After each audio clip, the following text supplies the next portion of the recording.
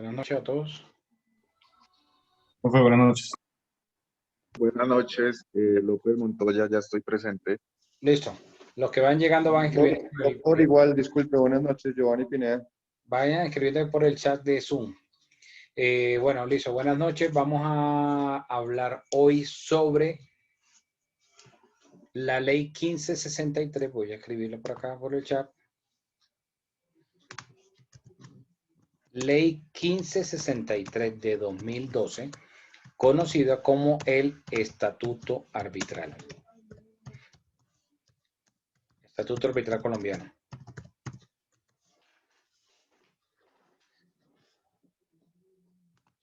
Vamos a compartir acá la pantalla.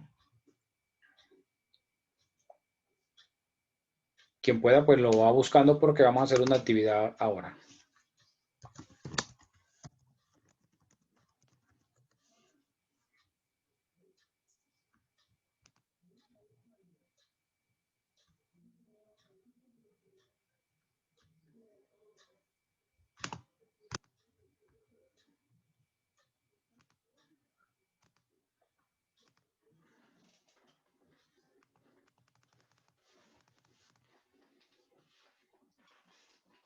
¿Él les aparece?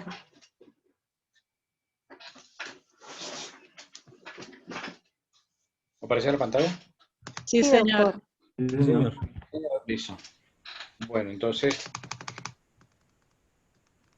el Estatuto Arbitral, o la Ley 1563 de 2012, establece que en Colombia existen dos tipos de arbitraje. Hay una clasificación. El arbitraje nacional y el arbitraje internacional. Vamos a hablar hoy y parte de la clase de mañana sobre el arbitraje nacional. Y también veremos, pues, al final del tema, miraremos en qué se diferencia el arbitraje internacional del nacional. Es algo muy puntual, muy corto, entonces eso va a explicarse al final. Entonces, el arbitraje. ¿Alguno anteriormente ha escuchado el tema arbitraje? ¿O es primera vez que lo escuchan? No, doctor, ya lo hemos escuchado en alguna ocasión. ¿Todos o la mayoría? No, señor. Sí, señor. Sí, señor. Bueno, hay unos mecanismos alternativos de solución de conflictos que buscan evitar que cuando las partes tienen diferencias, tienen inconvenientes, evitan acudir ante la justicia ordinaria, es decir, al juez, al que normalmente sería el cual resolviera el conflicto, y establecen que acuden a un particular, es decir, a un tercero, como si fuese una justicia privada, y que a través de ese mecanismo se lleva a cabo un procedimiento, del cual vamos a hablar esta clase y la siguiente, y al final se toma una decisión, y esa decisión es en única instancia. ¿Qué significa que sea en única instancia? Que no proceden recursos ordinarios contra la decisión. O sea, lo que se resolvió, eso fue. ¿Ok? Entonces, miremos la definición que nos trae aquí el artículo primero. ¿Quién me ayuda con el artículo 1? Yo tengo una pregunta. Sí. Cuando usted dice que ante un tercero, ¿quién sería ese tercero? Ya vamos a mirar porque ese tercero pues tiene que tener unas calidades, una idoneidad. Ya vamos a hablar de eso. Artículo primero. Definición, modalidades y principios. El arbitraje es un mecanismo alternativo de solución de conflictos mediante el cual las partes defieren a árbitros la solución de una controversia relativa a asuntos de libre disposición o a aquellos que la ley autorice. El arbitraje se rige por los principios y reglas de imparcialidad, idoneidad, celeridad, igualdad, oralidad, publicidad y contradicción. El laudo arbitral es la sentencia que profiere el tribunal de arbitraje. El laudo puede ser en derecho, en equidad o técnico. En los tribunales en que intervenga una entidad pública o quien desempeñe funciones administrativas, si las controversias han surgido por causa o con ocasión de la celebración, desarrollo, ejecución, interpretación, terminación y liquidación de contratos estatales, incluyendo las consecuencias económicas de los actos administrativos expedidos en ejercicio de facultades excepcionales, El laudo deberá proferirse en derecho. Ok, listo, gracias. Entonces, primera situación. Este mecanismo, el arbitraje, este mecanismo del arbitraje está amparado en la Constitución política. Alguien que por favor me ayude buscando el artículo 116 de la Constitución política.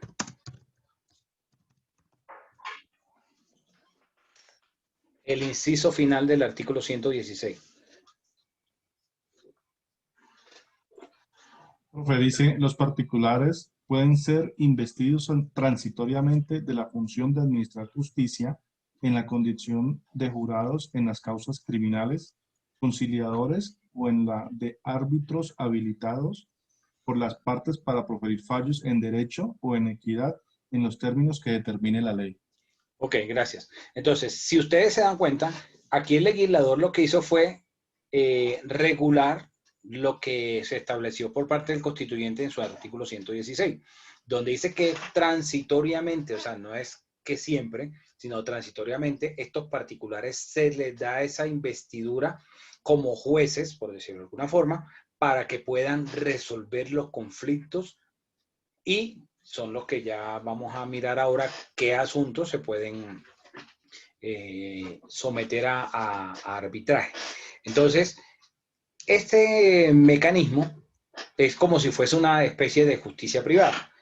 Ahora, hay una norma que es la ley 270 de 1996. No sé si de pronto aquí hay alguien que trabaje en la rama judicial. ¿Aquí hay alguien que trabaja en la rama judicial? Bueno, si hay alguien que trabaja en la rama judicial, pues va a saberlo más que el resto. La ley 270 del 96 es la ley estatutaria de la Administración de Justicia. ¿Qué significa eso? Que son los principios, los parámetros que se establecieron por ley que rigen el servicio de la Administración de Justicia. Entonces, esos principios o esa Administración de Justicia tiene unos principios, así como este trámite de arbitraje también tiene unos principios que los mencionamos ahorita en el artículo primero. Entonces, cuando habla de que estos principios es imparcialidad, es decir, el árbitro, que va a ser la persona o las personas, porque puede ser uno o más, va a ser imparcial. ¿Qué significa que sea imparcial? Va a ser como el juez, o sea, no va a tener ningún vínculo con las partes. Entonces eso le va a permitir poder tomar una decisión sin que se entienda que está tomando partido, que está tomando favor aparte hacia alguna de las partes en el proceso. O sea, ser imparcial, no va a tener ningún vínculo previamente con ninguno. Idoneidad. ¿Qué significa que sea el árbitro una persona idónea? Significa que es una persona que no solamente va a tener la formación de abogado, como la tienen los jueces de la República, sino que va a tener una especialidad, por decirlo así, sobre el asunto que se va a someter a conocimiento de él. A diferencia, por ejemplo, de los jueces pues tienen un conocimiento del derecho, pero los jueces tienen que conocer diferentes tipos de procesos, diferentes tipos de asuntos. Entonces, aquí en estos trámites arbitrales, el árbitro, por su perfil profesional, pues va a poder ser una persona con una mayor especialidad en el asunto que se somete a consideración de esta persona. El principio de celeridad. El principio de celeridad es que es un trámite que no se permiten dilaciones, es decir, es un trámite que debe ser rápido, con mayor rapidez que los procesos que se adelantan ante la justicia ordinaria. El principio de igualdad. ¿Qué significa el principio de igualdad? El principio de igualdad significa que las partes van a tener un trato igual por parte del árbitro. O sea, el árbitro va a tratarlas en condición de igualdad aplicando o garantizando el artículo 13 de la Constitución Política, donde habla de ese derecho a la igualdad, de que todos van a tener un mismo trato, no va a haber preferencia. Oralidad. El principio de oralidad, es decir, todas las actuaciones van a ser a través de audiencia y estas audiencias van a ser de forma oral. Es decir, la participación dentro de este proceso pues va a ser con mucha oralidad, lo que le va a permitir agilizar el trámite. El principio de publicidad significa que así como lo establece la ley 270 para los jueces, la publicidad va a ser ese conocimiento que se le va a dar a las partes sobre las decisiones que se toman al interior de este trámite y permitiéndole aplicar el principio de contradicción, es decir, presentar los recursos al momento de tomar las decisiones. ¿Qué recursos procederían dentro del arbitraje? Durante el procedimiento, el recurso de reposición. No procedería el de apelación pues porque no hay un superior. Esa sentencia que se profiere al final se llama laudo arbitral.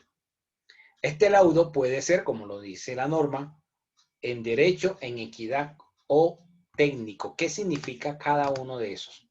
Que sea en derecho, por decirlo de una forma coloquial, significa que el juez le va a dar la razón a una sola de las partes. ¿Ok? O sea, alguien gana y el otro pierde. No puede haber un empate. Cosa diferente si fuera en equidad, donde entonces, ¿cuál es la definición de equidad? ¿Quién me podría decir qué significa equidad?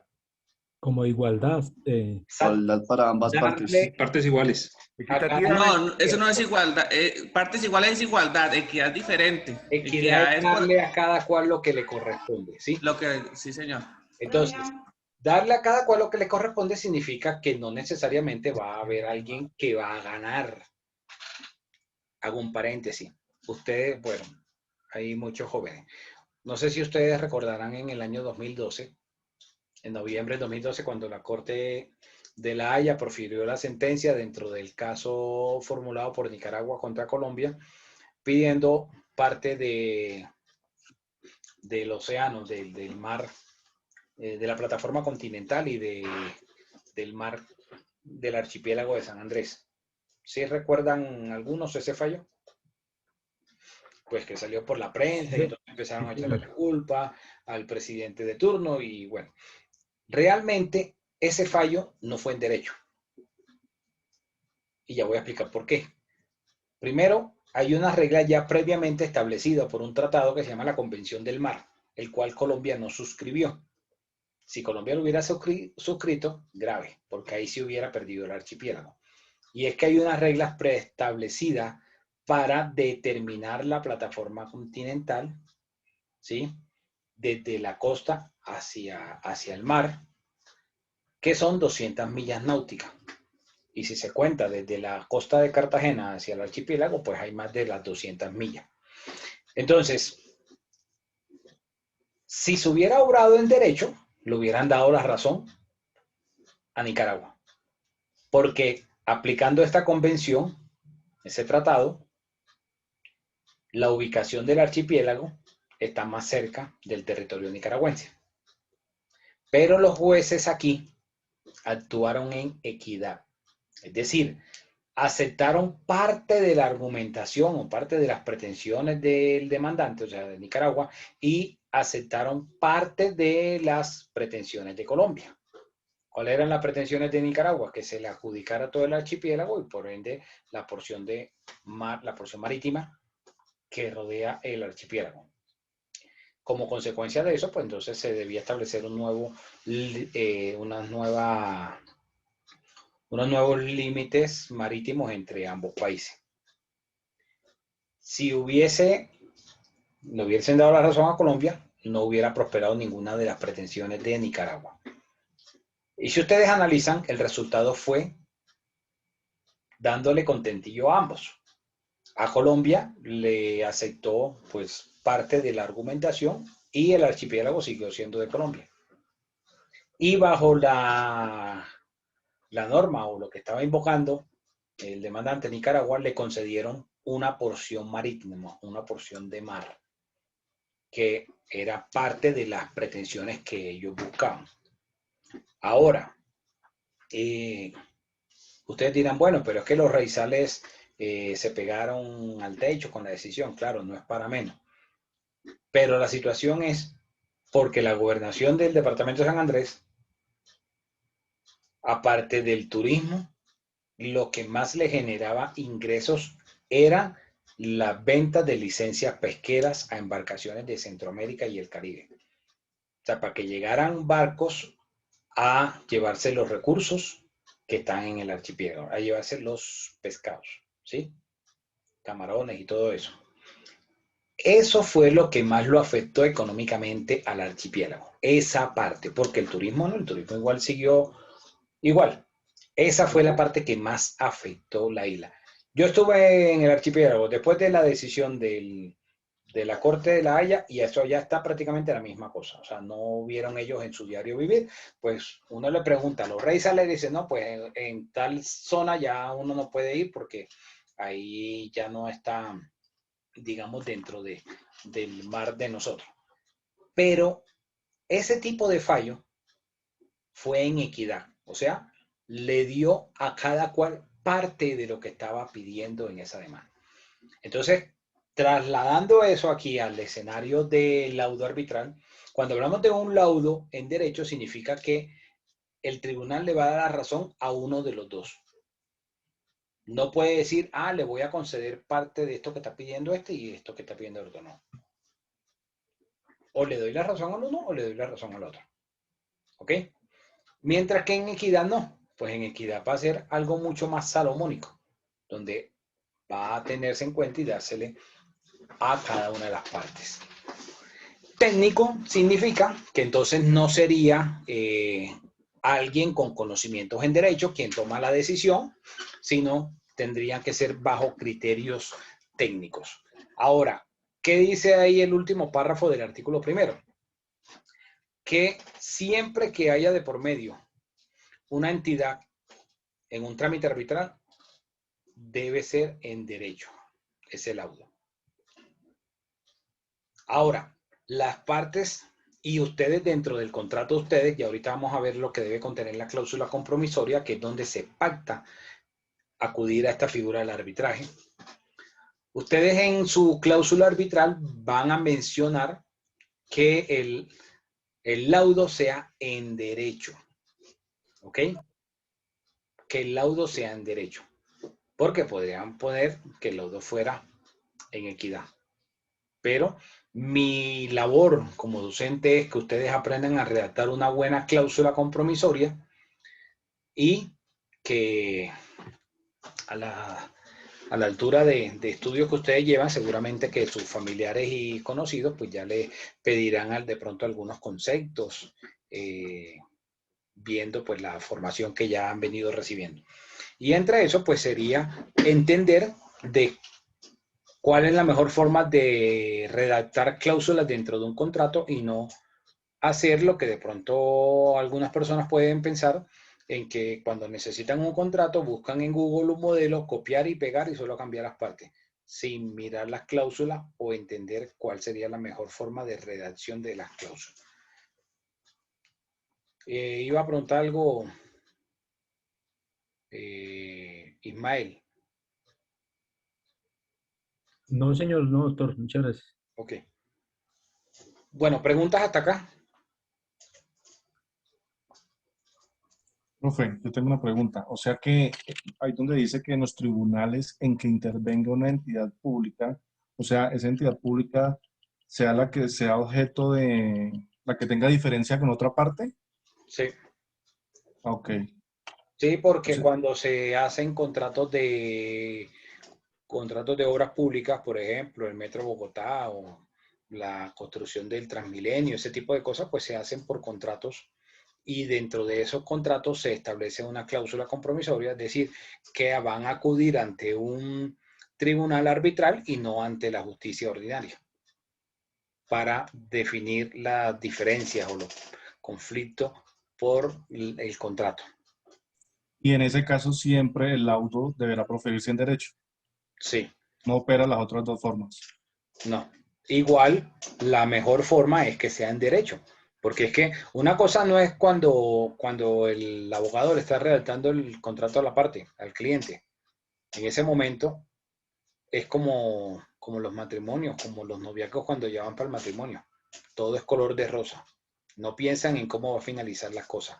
Entonces, cuando el abogado está redactando el contrato, el abogado tiene que tener la precaución de mirar mucho más allá y establecer las reglas. Y de ahí, para mí, la importancia de hablar de los contratos y poder explicar y enseñarle unas buenas bases de contratos, de muchos contratos y no de uno solo en particular, que les permitan poder tener un pequeño conocimiento, ¿sí?, sobre una buena redacción de un contrato o de diferentes tipos de contratos como lo estamos viendo en esta clase.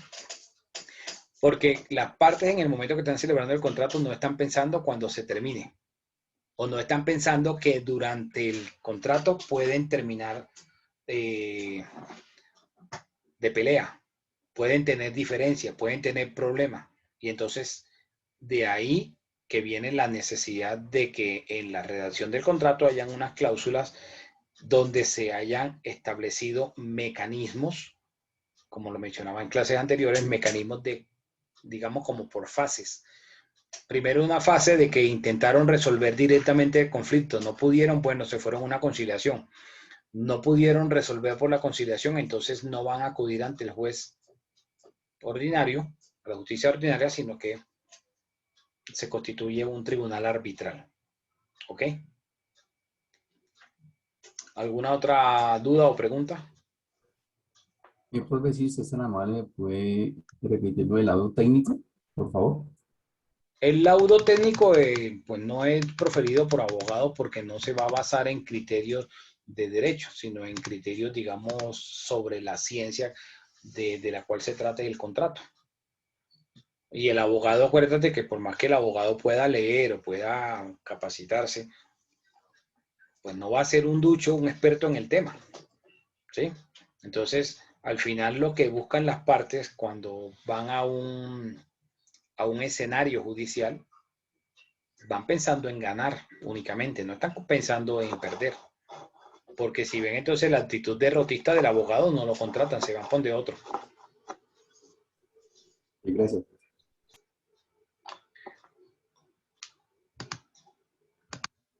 Bueno, miremos el artículo 2. Clases de arbitraje.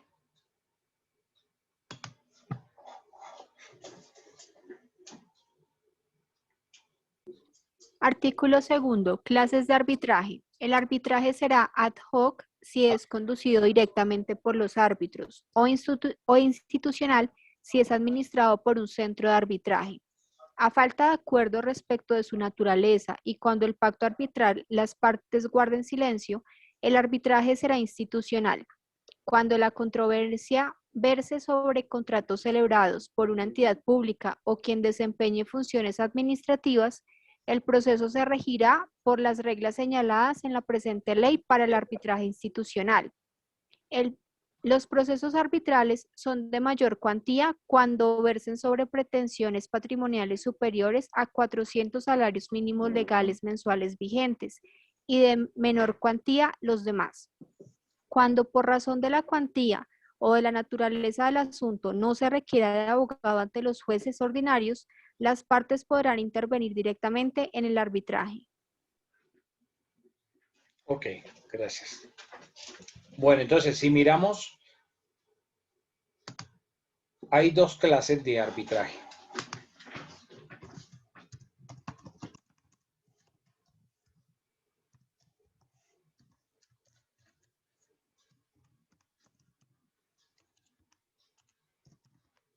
El ad hoc y el institucional. ¿Cuál es el ad hoc? Cuando es una persona natural quien lleva el trámite. ¿Y cuándo es institucional? Cuando es un centro de arbitraje.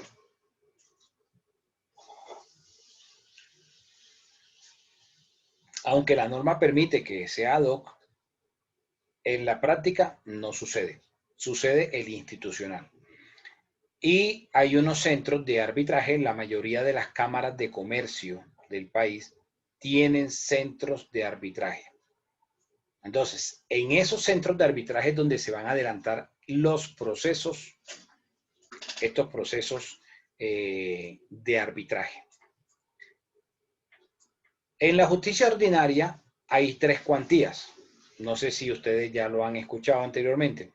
La mínima cuantía, que va hasta 40 salarios mínimos. La menor cuantía, que va entre 40 salarios y 150 salarios mínimos. Y la mayor cuantía, más de 150 salarios mínimos. Así está en el Código General de Proceso la clasificación de la cuantía de los procesos. Pero acá, en los asuntos arbitrales, los procesos solo tienen 2 cuantías.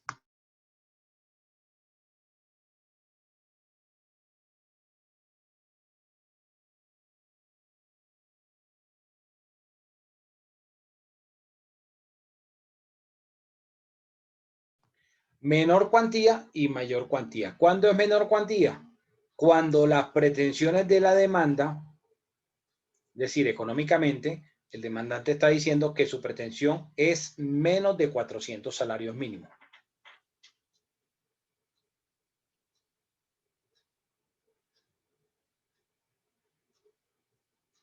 Y mayor cuantía cuando supera los 400. El salario mínimo está en 908.000, ¿cierto? Entonces, estamos hablando que la menor cuantía, 9 por 4, 36, estamos hablando más o menos como unos 370 millones. Hacia abajo sería menor cuantía.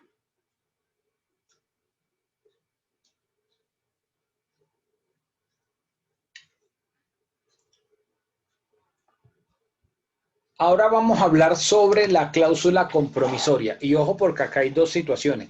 Una es el pacto arbitral y otro, la cláusula compromisoria.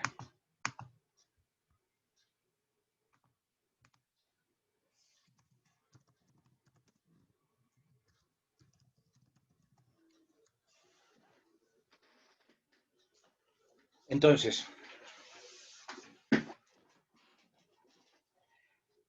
miremos el artículo 3.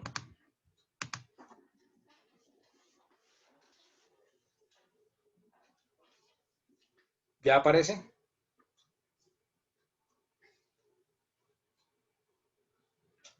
Sí, señor. Bueno, ¿quién me ayuda con el artículo 3? Artículo 3. Pacto arbitral. El pacto arbitral es un negocio jurídico por virtud del cual las partes someten o se obligan a someter a arbitraje controversias que hayan surgido o puedan surgir entre ellas. El pacto arbitral implica la renuncia de las partes a hacer valer sus pretensiones ante los jueces. El pacto arbitral puede constituir en un compromiso o en una cláusula compromisoria. En el pacto arbitral, las partes indicarán la naturaleza del laudo. Si nada se estipula al respecto, este se proferirá en derecho. ¿Y el parágrafo? Perdón, doctor. Parágrafo. Si en el término de traslado de la demanda o de su contestación o de las excepciones previas, una parte invoca la existencia de pacto arbitral y la otra no la niega expresamente ante los jueces o el tribunal de arbitraje, se entiende válidamente probada la existencia de pacto arbitral. Ok, listo, gracias. Antes de explicar el artículo 3, leamos el 4.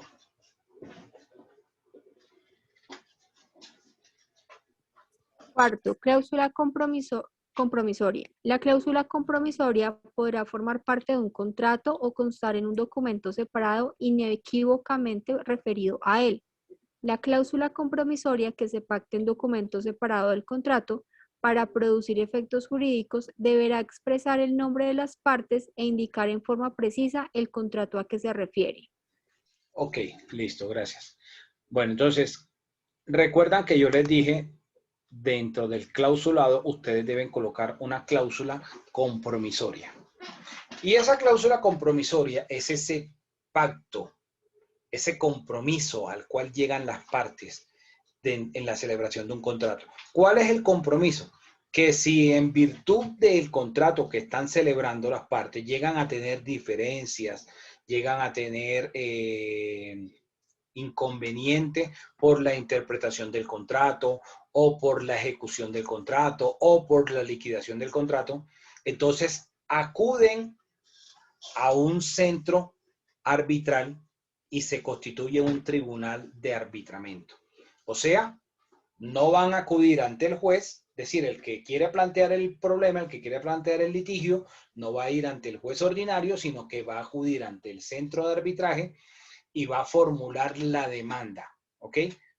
Tal cual como si fuera la justicia ordinaria, pero entonces establecen dentro del contrato, por ejemplo, con su cláusula compromisoria ustedes pueden colocar las partes en el presente contrato,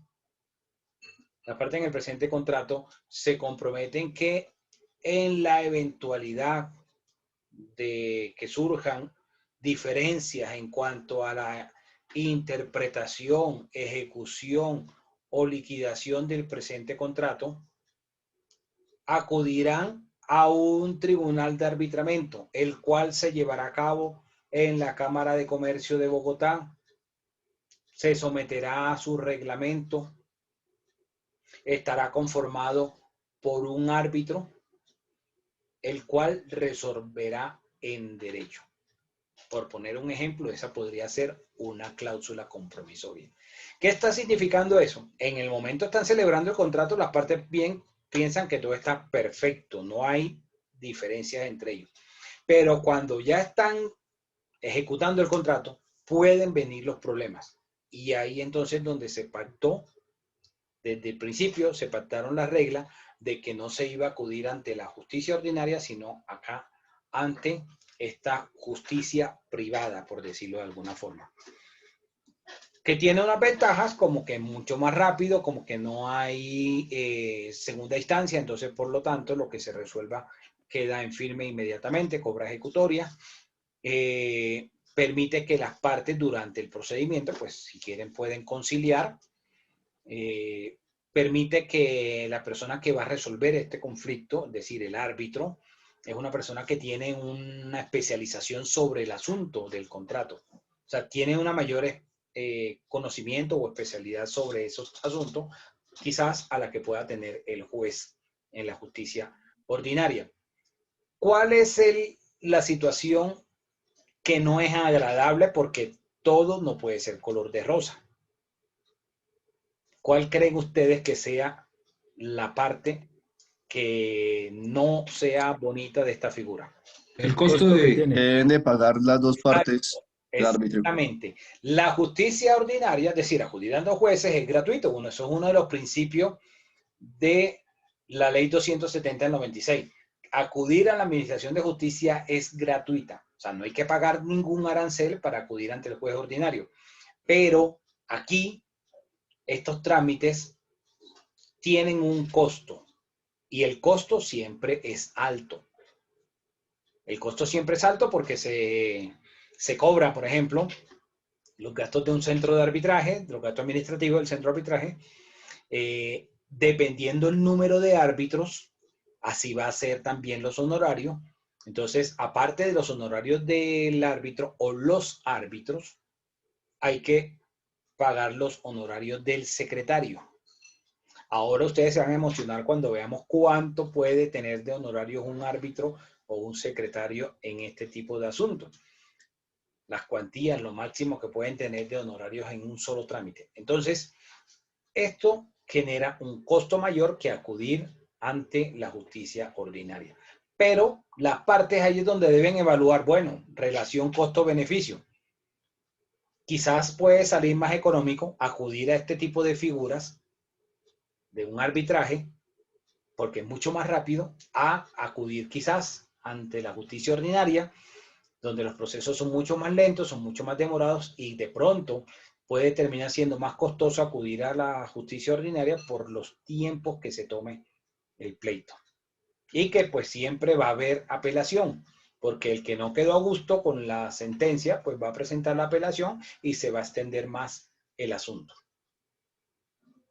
Entonces, esos son asuntos o esos son aspectos que hay que tener en cuenta en cuanto a esta figura. Repito, el pacto arbitral es ese acuerdo, ese compromiso al que llegaron las partes de renunciar a la justicia ordinaria para acudir ante el tribunal de arbitramiento y presentar la demanda. ¿Ok? ¿Dudas o preguntas hasta el momento? Profe, o sea que digamos que como para aclarar un poco, podríamos decir que el pacto arbitral estaría incluido en la cláusula compromisoria. Exacto. El pacto como tal es esa renuncia a acudir a la justicia ordinaria y establecer que se van a ir a tal centro de arbitraje.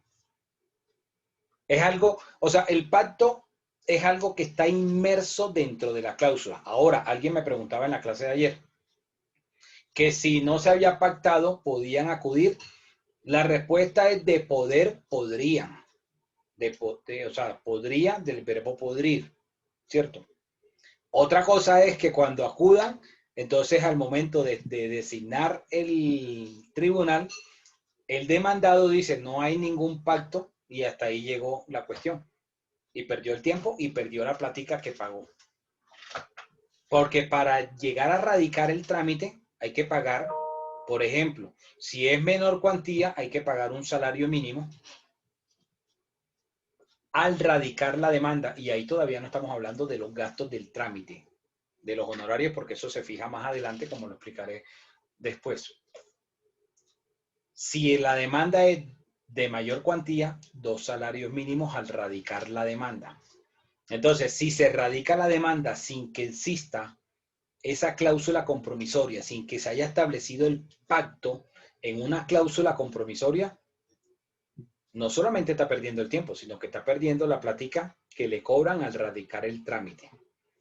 Entonces, si no está establecida por escrito, no se podría hacer valer. Porque si la otra parte dice, nosotros no tenemos ningún pacto arbitral, hasta ahí llegó la situación.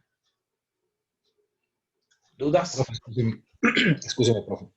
¿Quiere decir esto que si de pronto, en el momento en que tengamos algún tipo de discrepancias dentro del contrato, decimos, bueno, qué carajos, vamos a buscar la solución en el... ¿A buscar la qué?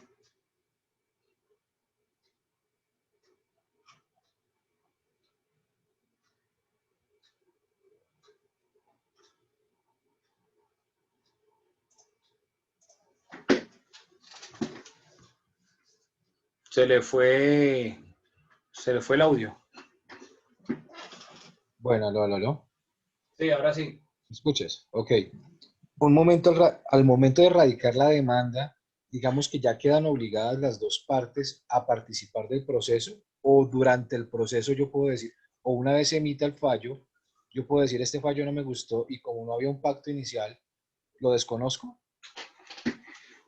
No, porque no se puede esperar hasta el final, o sea, eso hay que invocarlo desde al principio, cuando se va a radicar, cuando se está empezando el trámite, porque vamos a ver después que esto tiene varias fases, varias etapas del trámite. Sí, pues lo primero pues es radicar la demanda y para las cuantías inferiores a los 400 salarios, como decía el profe, pues habrá un pago y habrá otro superior para la que sea superior, que creo que es de 2 salarios mínimos cuando es superior Sí, pero eso una vez se radica, ya se obligan las dos partes a continuar con el proceso y el fallo que se emita será de acatamiento. La obligación le surge, pero no en ese momento. La obligación le surge más adelante, pero no me voy a adelantar tanto. Ok. Me toca hablar de otras cosas antes de llegar allá. O sea que vuelvo y pregunto, entonces para dar claridad. El hecho de radicar la demanda y que ambas partes hagan parte de esa radicación no obliga a que el proceso... Solo una parte lo radica. Digamos que Carlos y Ferney tienen un contrato y Carlos considera que Ferney está incumpliendo el contrato o no está de acuerdo con algo que está haciendo Ferney y entonces Carlos acude al centro de arbitraje. No es que tienen que ir los dos de la mano a radicar el trámite, no, solo va Carlos. Entonces, como Carlos es el que está radicando, Carlos es el que va a hacer el pago inicial. Cuando ya se recibió la demanda, entonces fijan una audiencia que se llama la audiencia de designación de árbitro. En esa audiencia ya se le ha mandado por parte del centro de arbitraje a Ferney una notificación para que Ferney concurra. Dependiendo si Ferney acude y las dos partes se ponen de acuerdo en escoger designar el árbitro, listo, se designa el árbitro y ese árbitro entonces va a ser el que va a llevar el trámite, pero hasta ahí no se han pagado los honorarios ni los gastos del centro. En este momento, ¿quién es el único que se metió la mano en el bolsillo? Carlos, que fue el que radicó la demanda. Después de esa designación, viene una audiencia donde se notifica y se le da traslado de la demanda a Ferney, al demandado. El demandado, cuando se notifica la demanda, contesta la demanda como establece el Código General del Proceso, tiene 20 días hábiles, puede presentar excepciones, tal cual como en la justicia ordinaria. Después de que contestó, viene la siguiente audiencia, que es una audiencia donde se intenta una conciliación. Si las partes conciliaron, hasta ahí llegó el proceso y no se ha pagado más nada, solo pagó Carlos. ¿Ok? Pero si Ferney dice, no, yo no voy a conciliar tal, el pleito sigue. Entonces, ahí en esa audiencia, como no hubo una conciliación, se establecen los gastos del centro de arbitraje. Entonces, ahí es donde va a jugar la cuantía. Yo tuve un trámite, el último que tuve hace poco, la cuantía eran casi 1.200 millones y ordenaron el pago cuando radiqué la demanda, fueron como casi 2 millones al radicar la demanda, y luego cuando ya se llegó ese momento que no hubo conciliación, dijeron, los gastos del centro son 70 millones. De esos 70 millones, como era un solo árbitro, pues costaba menos. 35 millones son para el árbitro y los otros 35 se va a dividir la mitad, como 17,5 para el secretario y los otros 17,5 para los gastos del centro de arbitraje. En esa audiencia, ahí es donde entonces tienen la obligación ambos de pagar. Pero ¿quién es el interesado en darle celeridad al trámite y que siga? Carlos, porque Carlos fue el que radicó el tema y fue el que hizo un pago inicial. Entonces, Carlos, le dan un plazo común a ambos de 5 días hábiles o de 10 días, ahorita lo miramos. Le dan un plazo para que ambos paguen. Carlos pagó su parte porque él era el interesado, pero Ferney no pagó. Porque no le dio la gana, porque no tenía plata, por la razón que fuera. Entonces, la norma dice, el artículo 27 dice que Carlos puede pagar, asumir lo que le tocaba pagar a Ferney como demandado. Entonces, como Carlos pagó la parte de Ferney, ahí es donde el trámite se le da impulso procesal. O sea, ya ahí no tiene reversa. Que Ferney pensó que entonces porque no iba a pagar se iba a caer el trámite, entonces iba a mamar gallo, ¿sí? Porque así piensa el demandado en este tipo de trámite. Pero el demandante tiene que tener clara la película de que si voy a meter la demanda tengo que tener el suficiente músculo financiero para pagar la parte del demandado para que el trámite siga adelante y no se me caiga. Ahora, como Carlos pagó la parte que le tocaba a Ferney, porque es por mitades, aquí es por mitades, no importa lo que diga el contrato en la cláusula, aquí la norma dice que entre los dos pagan 50% cada uno. Entonces, Carlos puede ir a la justicia ordinaria y hacerle un proceso ejecutivo para cobrarle a Ferney la plata que Ferney no pagó en el trámite y embargarle propiedades a Ferney para cobrarle la plata que Carlos tuvo que asumir por Ferney dentro de ese trámite. ¿Sí me hago entender? Entiendo. Entonces, hasta ese momento que se hace el pago ya han pasado varias audiencias. O por lo menos han pasado 3. Una preguntita y un paréntesis pequeñito. En caso de que la demanda de Carlos no prospere y se le dé la razón a Ferney, que no quiso asumir ese pago inicial, ¿estaría también en la obligación de pagar esa mitad? Igual, los gastos se generaron independientemente. Ok. Gracias. Dime, Zulay. Doctor, creo que primero va Jorge. Para no pisarle la Jorge. manguera. Dale. Dime, Jorge. Buenas noches, gracias, Zulay. Tengo una pregunta. Cuando digamos la parte que pierde en el laudo, pues no paga, ¿qué procede ahí? La Un verdad proceso desconozco el ejecutivo, procedimiento. un proceso ejecutivo ante la justicia ordinaria. Y ahí sí se acude a la justicia ordinaria. ¿Qué se evitan las partes con el trámite arbitral? Cuando hay un contrato, si uno de los dos, en términos generales, olvidándonos un poco del arbitraje, una de las partes no está de acuerdo con el otro, ¿qué hace? Va ante el juez y presenta una demanda. Esa demanda se llama un proceso verbal declarativo, como su nombre lo indica, para que el juez declare que hubo un incumplimiento del contrato por parte del demandado por X, Y, Z razón. Después de ese pronunciamiento del juez, que puede ser 2 o 3 años después de radicada la demanda, después de ese pronunciamiento, entonces es cuando el demandante, si ganó la demanda, puede continuar con un proceso ejecutivo. Y en el proceso ejecutivo se va a buscar el embargo para cobrar a la brava, es decir, con medidas cautelares, lo que ordenó el juez. Entonces, ¿cuál es la ventaja de presentar un trámite arbitral, un proceso arbitral? Que el proceso verbal declarativo me va a tomar menos tiempo que si me voy ante el juez. Entonces, cuando ya sale la sentencia, el laudo, como no hay apelación, esto es única instancia, de una vez radico la demanda ejecutiva para cobrar lo que dijo el árbitro. Esa es la ventaja en tiempos. ¿Cuál es el tiempo de duración que dice la norma? El tiempo de duración del trámite, 6 meses. Estos 6 meses fueron ampliados por el decreto 491 del 2020 por el tema de la pandemia. Se aumentó a 8 meses el plazo. Entonces, pero recuérdense que estos decretos son temporales mientras dura la emergencia económica, la emergencia sanitaria. Entonces,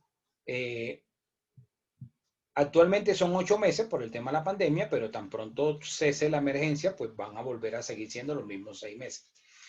¿Cuánto es el tiempo que dura un proceso verbal declarativo?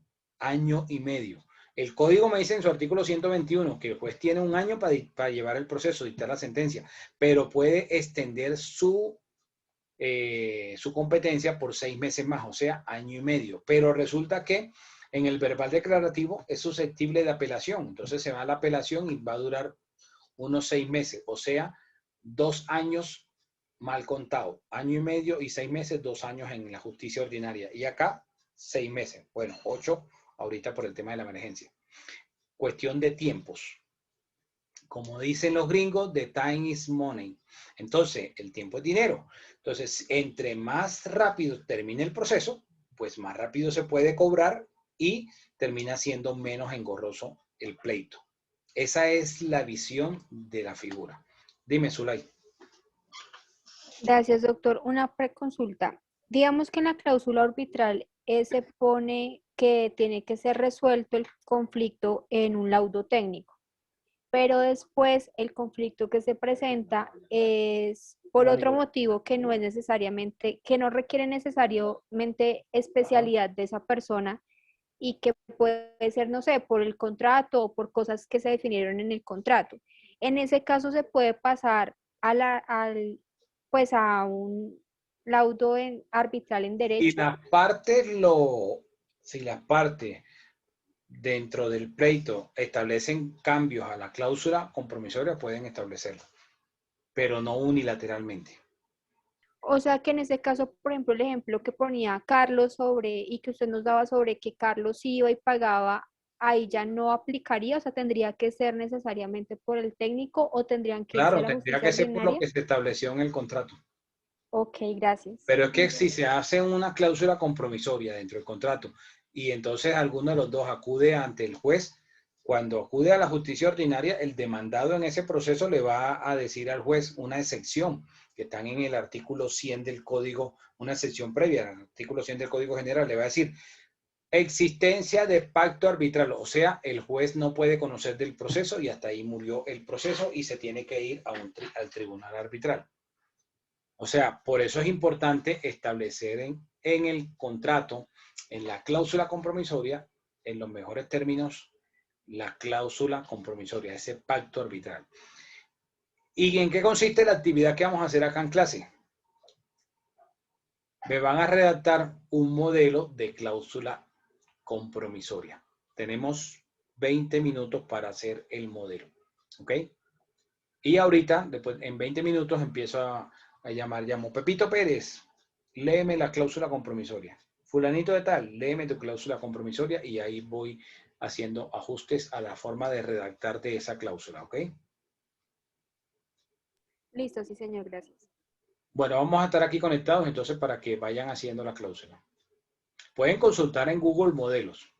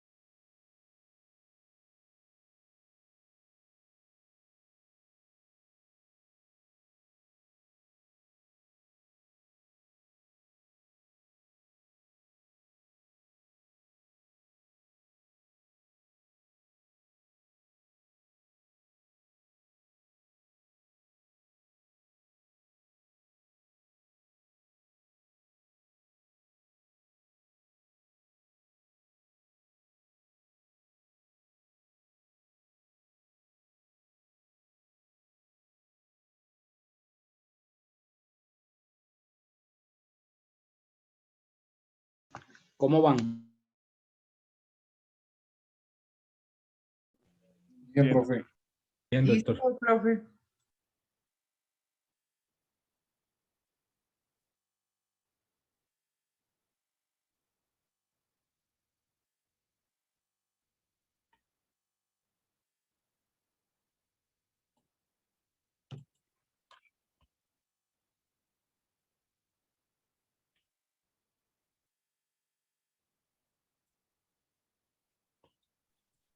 Profe, qué pena, quisiera poquito ese tiempo.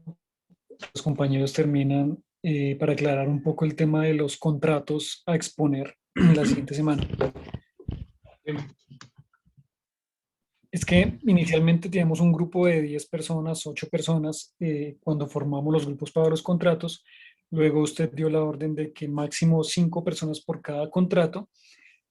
Entonces, pues quedamos algunos por fuera del contrato que habíamos seleccionado, obviamente, ¿no? Porque éramos más de 5.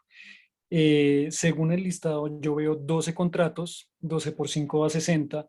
Creo que somos más de 60, 65, 64, 63. Por ende, van a haber grupos que tienen más de 5 o como yo, que no, y algunos compañeros que no tenemos grupo de Máximo contratos. 6. Máximo 6. Máximo 6 personas pueden trabajar el mismo contrato.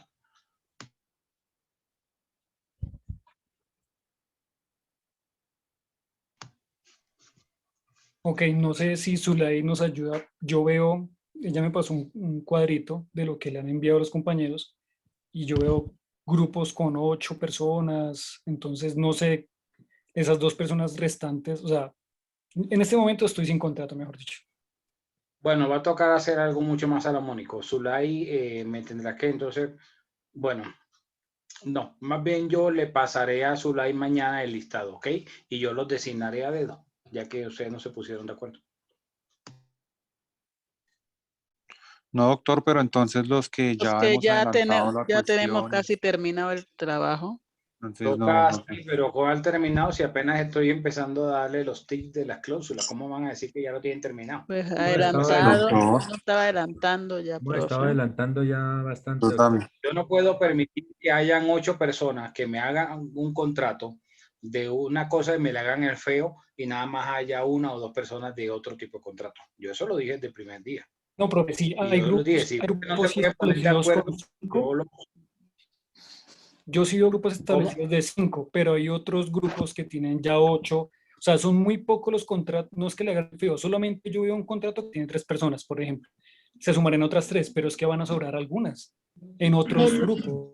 No, Eso es lo que dije desde el primer día que no podía pasar, que si sucedía eso, yo entonces los designaba teocráticamente y listo para evitar inconvenientes. Luis, mira, solamente hay un grupo de 8 y hay un grupo de 3. Entre los dos podrían generar un Bueno, ese de 8, máximo.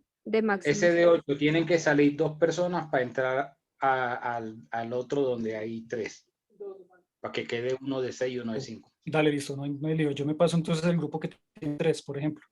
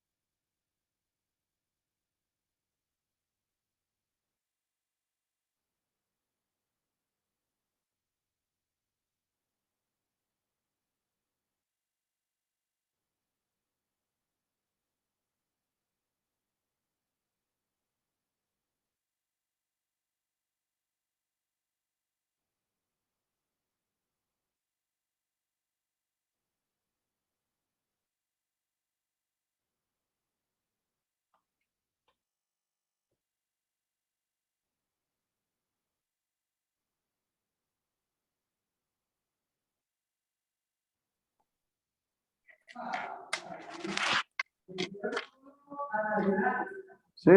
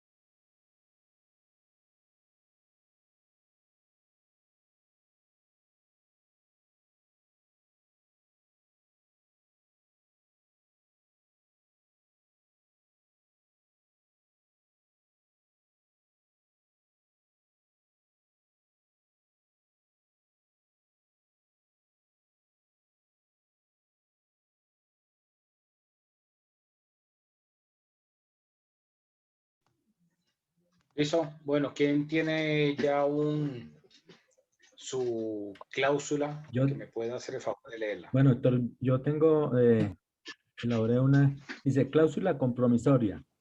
Las partes contratantes acuerdan que toda controversia o diferencia relativa a este contrato, ejecución y liquidación se someterá inicialmente a conciliación entre las partes en litigio. Para ello, suscitado el conflicto, recurrirán al Centro de Conciliación y Arbitraje. Toda controversia o diferencia relativa a este contrato se resolverá por un tribunal arbitral que sesionará en el Centro de Arbitraje y Conciliación de la Cámara de Comercio de Bogotá de acuerdo con las siguientes reglas. Primero, el tribunal estará integrado por 3 árbitros designados por las partes de común acuerdo.